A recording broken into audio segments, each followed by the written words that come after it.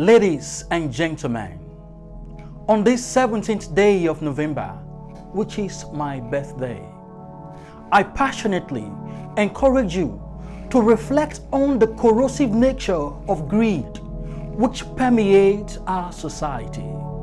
Greed, the insatiable desire for wealth at the expense of compassion and communal well-being, still continues to erode the very fabric of our humanity.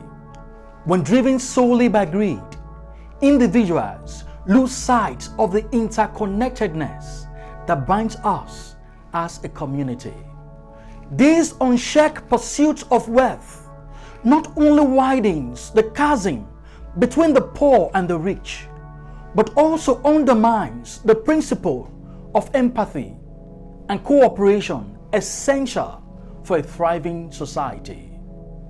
Moving forward, we must reject the allure of greed and instead cultivate a culture that values collaboration and shared prosperity, and also champion the virtue of generosity.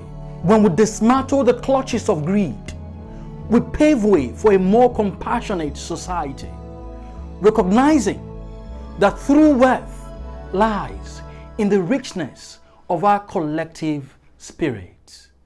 Thank you.